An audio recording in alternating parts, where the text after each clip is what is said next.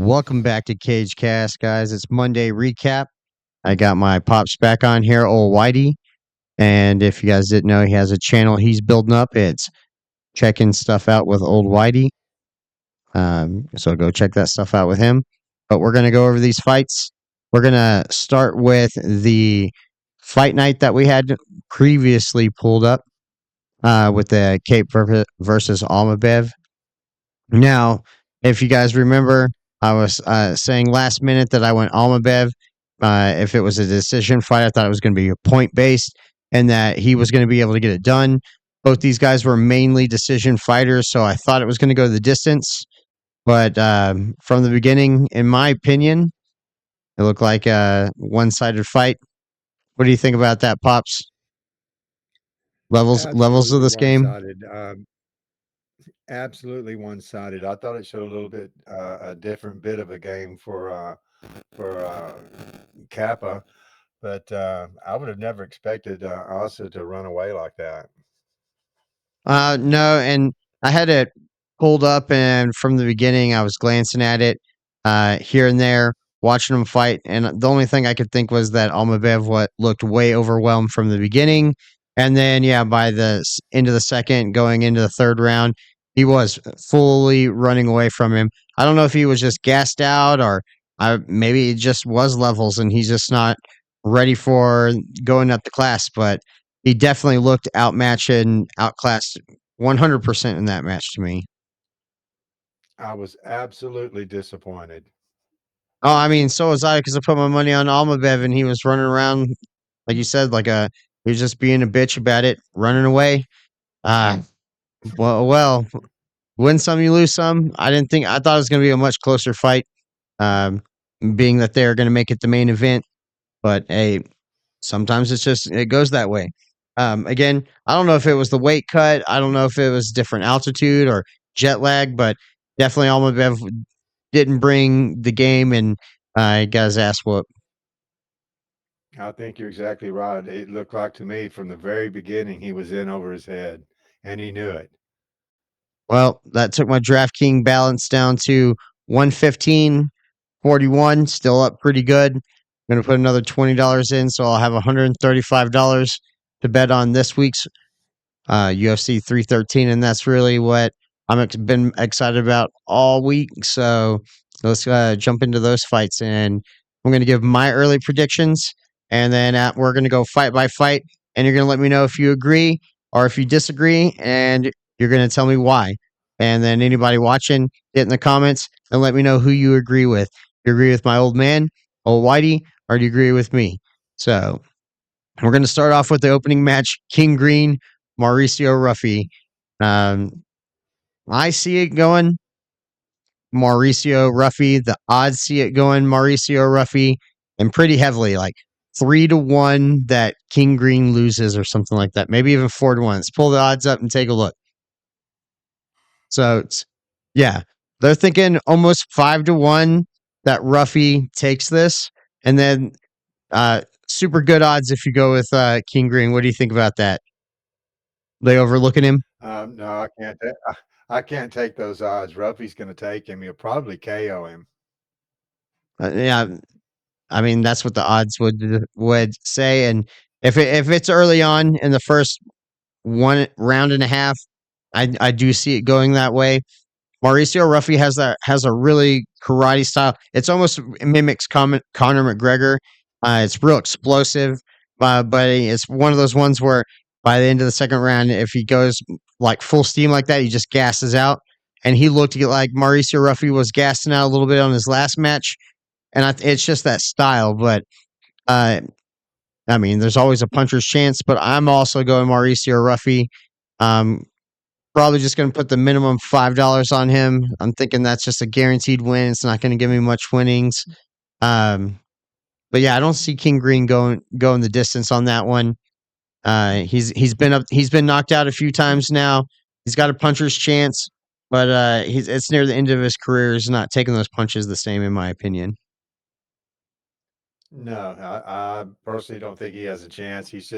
Once again, he's toward the end of his career. He's got a puncher's chance in the first round. Anything past that, he's done. I think Mauricio Ruffy is going to be too explosive, too bouncing back and forth. King Green would have to come in with the chop at the legs type of style to slow him down. But again, it's going to be too quick and over. I feel like I think this doesn't go past the second round, but we'll see how it goes. Been wrong before, got it wrong last week. Um, now, I mean that's how it goes sometimes. Now we got the women fighting the strawweight. We got Lemos versus Lucindo. The odds are saying that Lucindo's got this, but they're not too. It's not too favorable. It's pretty close. So I wouldn't say quite coin flip as tight as some of these other fights we're going to look at here in just a moment, but it could go either way.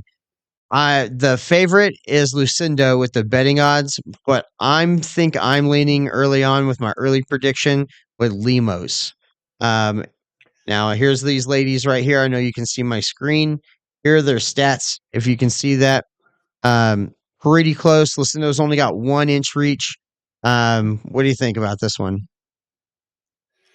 Well, I think I'm going to go with Lucindo only because I think she's going to be a little quicker. I think she's got a little bit more power, and of course she's got the age advantage at this point. All right, so you think that age is going to play a factor, being almost half the age is going to play a big benefit for Lucindo over Lemos. Now, I think it'll be huge. I mean, you got to understand, Lemos is pushing 40. I see that, and there's we still seen great champions at that age. She hasn't hit that. She could be on the skid. You never know. We'll see. We'll see. Like you were saying last time. I got this feeling that Lemos has got this one. He's not done yet. Okay. I haven't decided how much I'm going to put down on her yet, but hey, if I say like the minimum $5 as a placeholder, it's got decent odds. Maybe I'll go 10 just because it's like double the money back. Now the next fight on the mat on the card, ooh, they changed the odds a little bit. It's not so tight. They had this like 4 point difference. Um, Now they're giving Ignacio the advantage over Jalen Turner, or I have it the other way. I think Jalen Turner's gonna take this one over Ignacio. Now he's got Jalen's got the reach advantage. They're basically the same age. 1.5 inch reach advantage. What do you think about this one? This one could be a tight one, but I don't know. I like This is Jalen's a hard attitude. this is a hard one to call. It's going to be styles make the fight on this, and just see what happens. I'd be afraid to call that one. Well, all week it's just been like literally it was what like yesterday I believe it was like one minus 112 to minus 108. They had a like 4 point difference and then they just flipped the odds on that one. So the odds have flipped in favor of Ignacio. I still think I'm going to go Jalen. Uh, we'll see. We put 15 on Jalen Turner, and then Gaethje versus Fazeev. What do you think about that one? I know we were chatting about that earlier in the day. But, tell me your thoughts on I this would one. put my money on Gaethje. I would put my money on Gaethje. I rewatched that last fight, and yeah, I would put money on Gaethje. I think it'll be a good fight. If he loses, I think Gaethje needs to retire. If he wins, he's got one more chance at the title, one more run.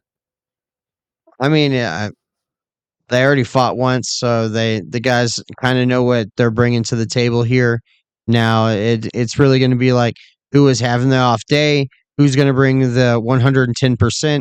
I do think I am leaning Gaethje, and he is the underdog. And I could change my mind after I watch the presser. If he's not really in the mind set that he needs to be, or either one of these guys, because he's just coming back up short notice. That's going to be tough as it is. You know what I mean?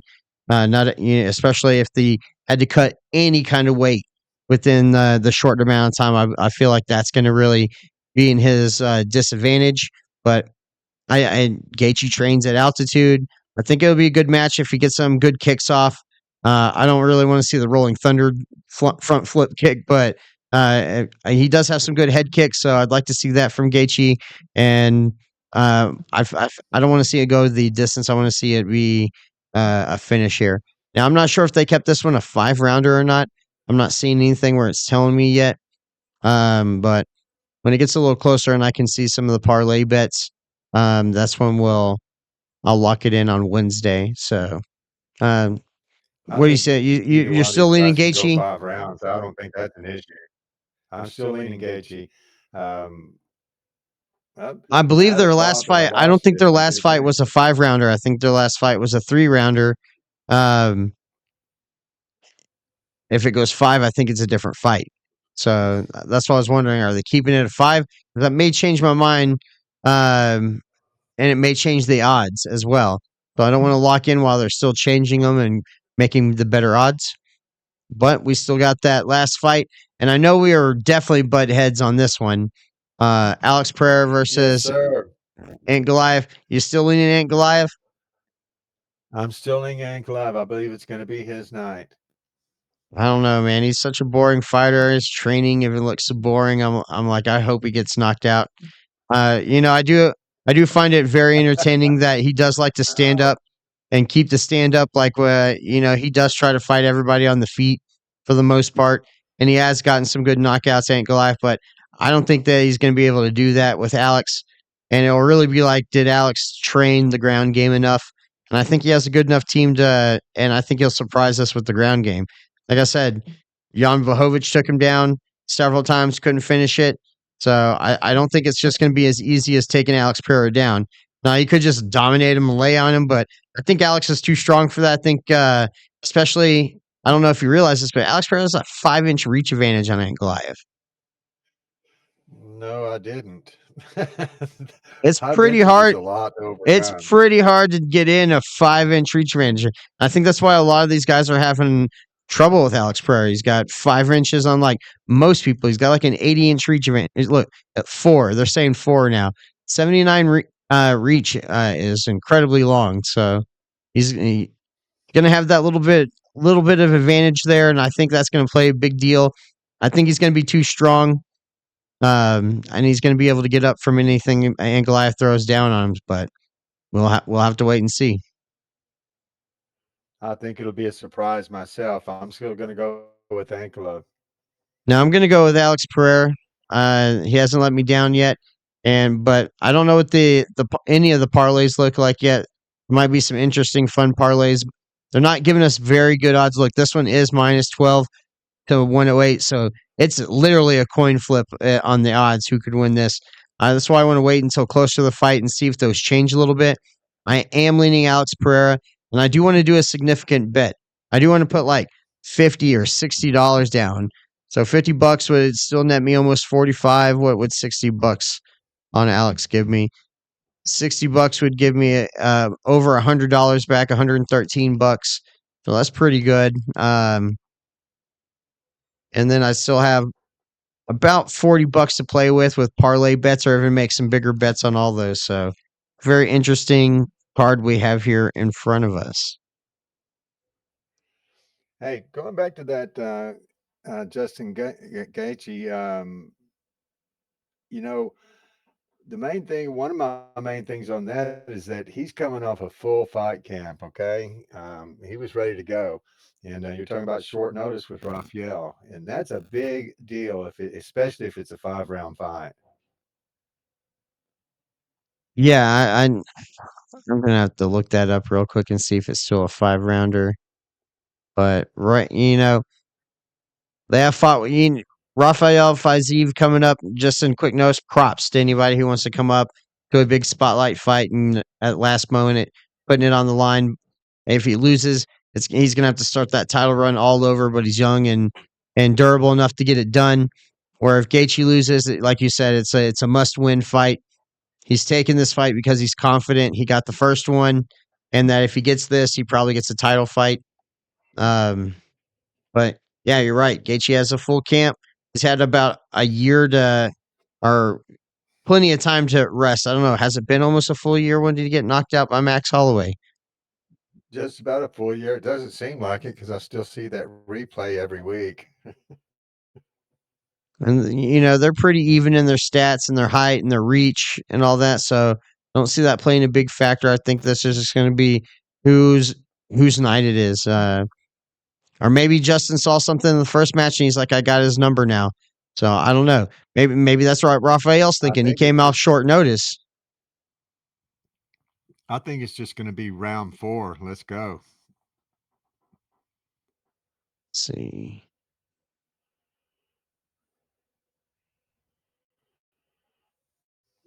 Give me a second. I'm trying to find details on that fight.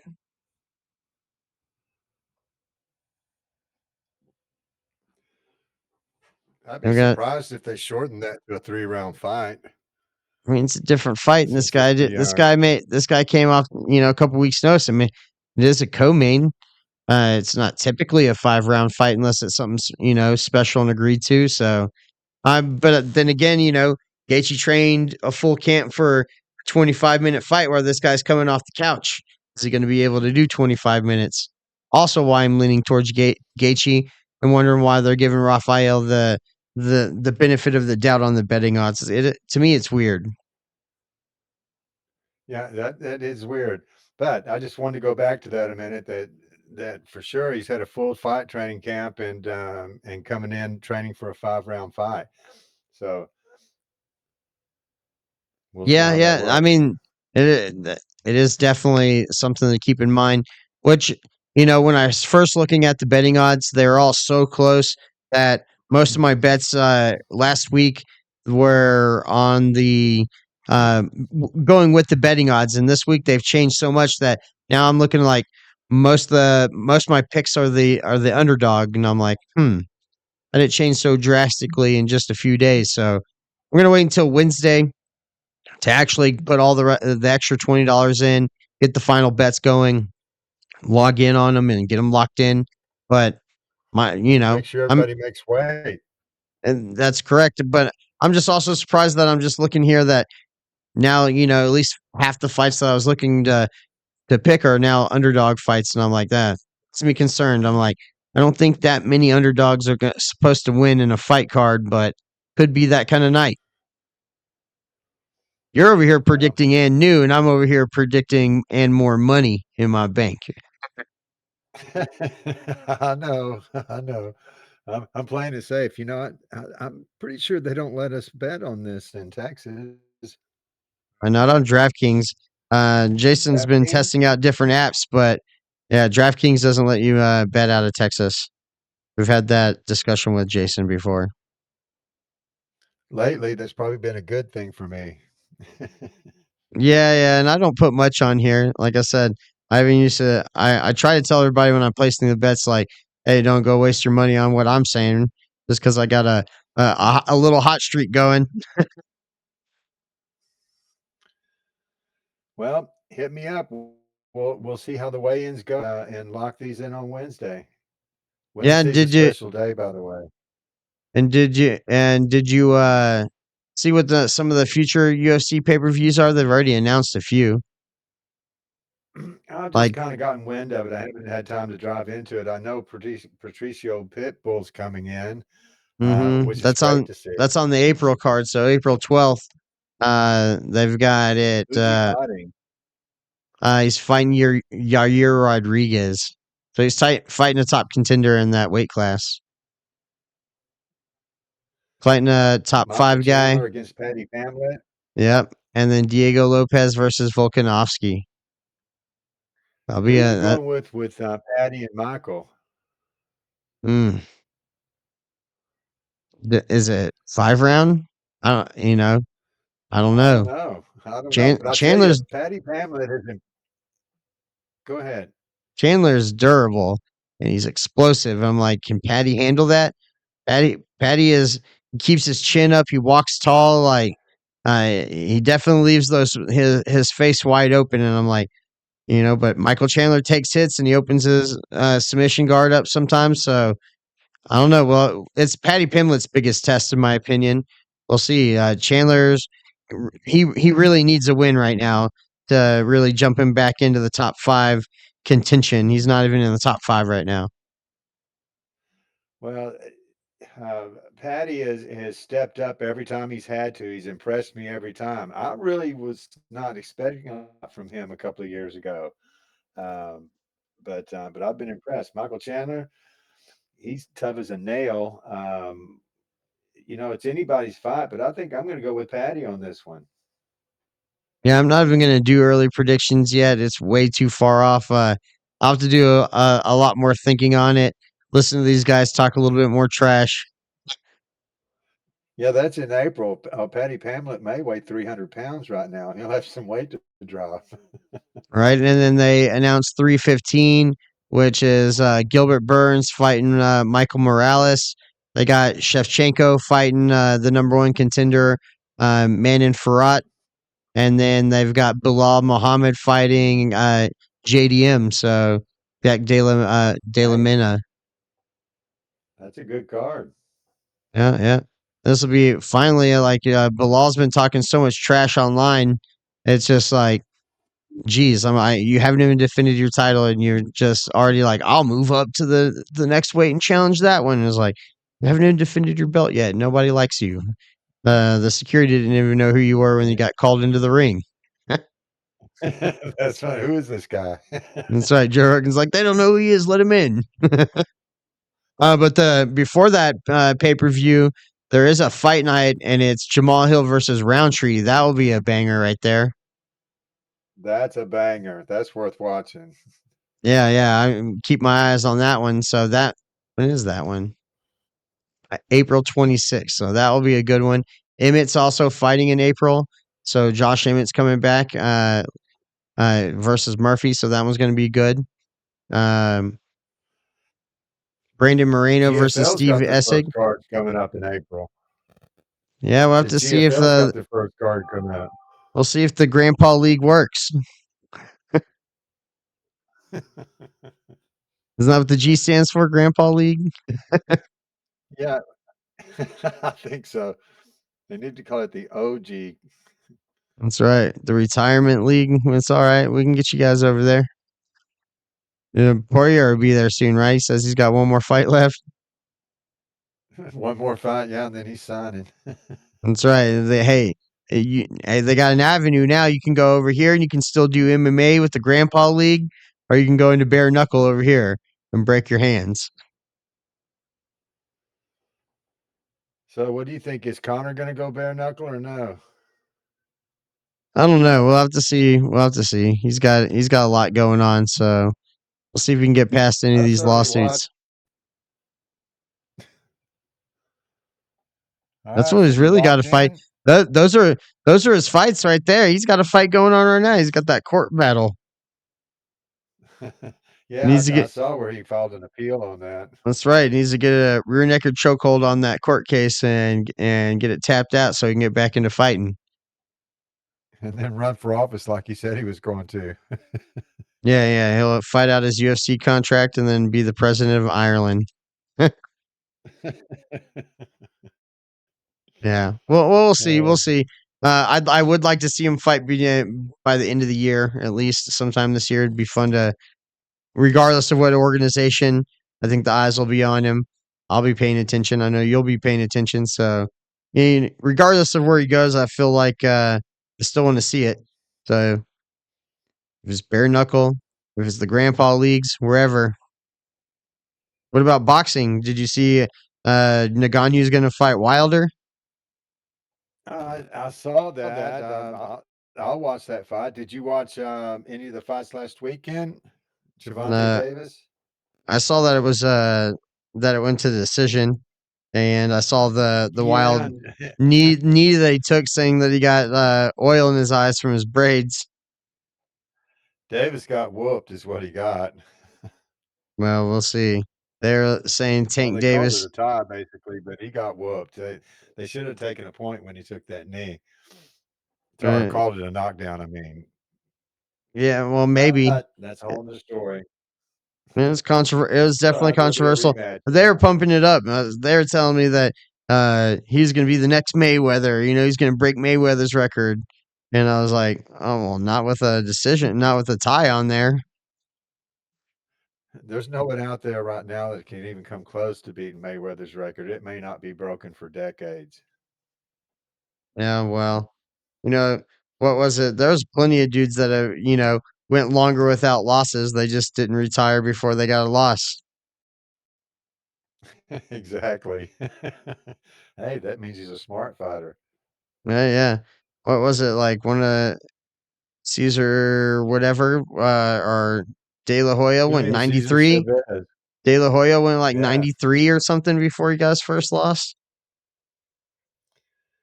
Hey, So, those were some good fighters. yeah, yeah. Well, boxing's starting to make a comeback from the 90s. So, well, we'll see if they got some big fights planned. Again, I'm not watching another Jake Paul fight unless he fights somebody good or like a ranked opponent. I think I'm done with the Jake Paul stuff. I'll have to watch some real fighters. I mean, if he fights a real boxer, a ranked fighter, champion, or something, I'll tune in. But I don't want to watch any more celebrity fights for a while. Like, let's keep it to the real fights. I'd even like to see him do MMA. I heard he's gonna do a PFL fight or something like that. So that might be entertaining. I don't know. The Mike Tyson thing left a bad taste in my mouth. I I'm just not down for All right. Well, poor we'll wrap it Mike. up right there. If you guys made it this far in the video, go ahead and hit the subscription button. Let's grow the channel. Um, Mondays, I always do the recap. We'll see if we can get my pops to do a couple more with us. Wednesday's his birthday, so I doubt he wants to do any videos on Wednesday. But hey, if you're bored and you want to do a video with me and Jason, think I'm gonna have Jason on this week. Hey, I'm all willing to bring you on. Well, you guys come check me out. I'll be launching very soon, and I'm just refining my technique a little bit on checking stuff out with Olwhitee. All right. Well, when you got that all dialed in, I'll start putting your links in the bottom of my descriptions. Okay, I don't want to take all your subscribers now. Yeah, all 20 of them. We Hey, can well, share. hit that like and subscribe. Let's build this, okay? That's right. Hit the notification bell so you know more videos drop. We'll have more coming out this week. Logging those bets. Maybe we'll have the old man on again. We'll try to get Jason back on and chat about these fights. And you'll actually see me spend my money on Wednesday, guys. All right. Thanks for tuning in. Peace out.